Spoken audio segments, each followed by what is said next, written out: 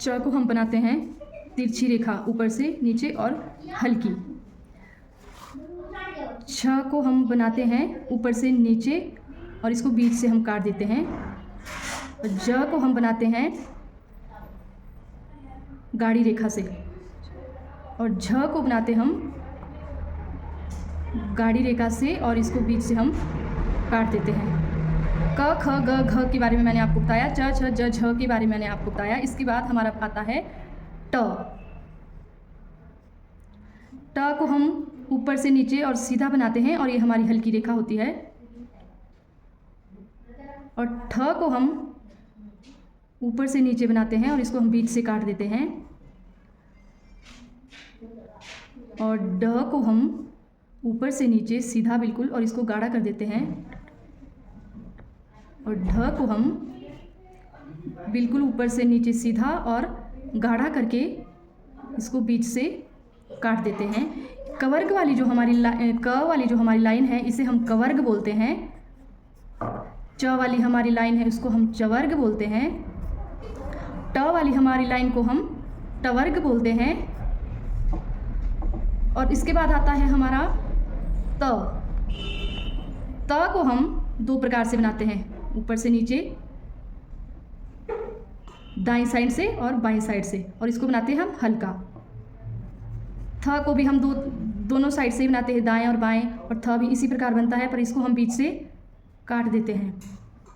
ये हमारी हमारी हल्की रेखा है। त हमारी हल्की रेखा के साथ इसको हम बीच से काट देते हैं। उसके बाद आता है हमारा द। द को हम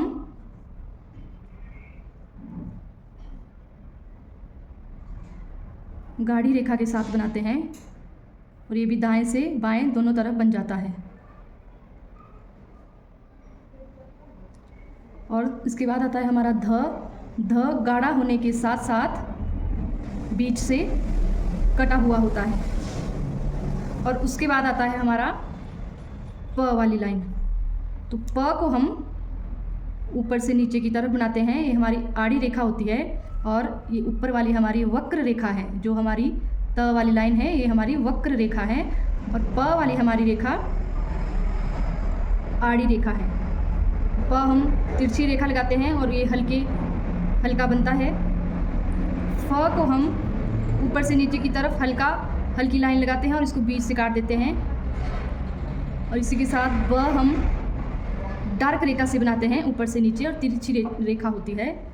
और भ को हम डार्क रेखा के साथ साथ ऊपर से नीचे इसको बीच से काट देते हैं।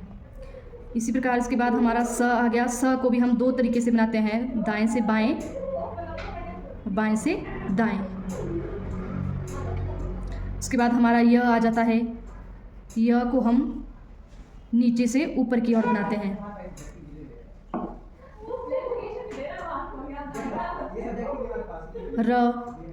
र हमारा दो प्रकार से बनता है, नीचे से ऊपर और ऊपर से नीचे। इसी प्रकार ल है।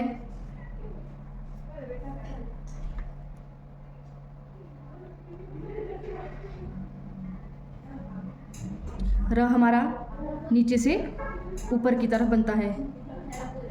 इसी प्रकार व हमारा नीचे से ऊपर की तरफ बनता है। ह हमारा नीचे से ऊपर की तरफ और ऊपर से नीचे की तरफ, दोनों तरफ को बनता है। जिस प्रकार ह बनता है बाएं से दाएं, इस प्रकार ह भी दो तरीके से बनाया जाता है। अब आ गया हमारा म। म को हम लाइन पर बनाते हैं, लाइन से उठाकर लाइन पर ही मिलाते हैं म। उसके बाद हमारा आ गया न। म का उल्टा बन जाता है न।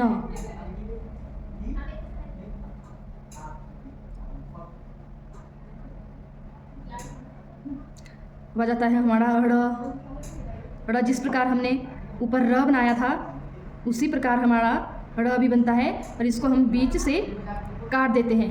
र और ड़ में बस इतना फ़र्क है, र को हम बीच से काटते नहीं हैं और ड़ को हम बीच से काट देते हैं। और हिंदी आशुलिपि में त्र को लिखते हम। त्र को लिखने के लिए कोई शब्द चिन्ह नहीं बनाया, इसको हम इस त को मिला के, और र 2 प्रकार से बनता है तो इस वाले र को मिला के त्र बन जाता है हमारा। और ज्ञ लिखते हैं हम, ज्ञ को भी आशुलिपि में कोई शब्द चिन्ह नहीं दिया गया है, तो इसको हम जो हमारा ग है इसको और जो हमारा य है इसको मिला के ज्ञ बनाते हैं। और कोई शब्द अगर मात्रा के साथ हो, जैसे री हम आ गया हमारा, तो री को हम ल और र से बनाते हैं। आज मैंने आपको वर्णमाला के बारे में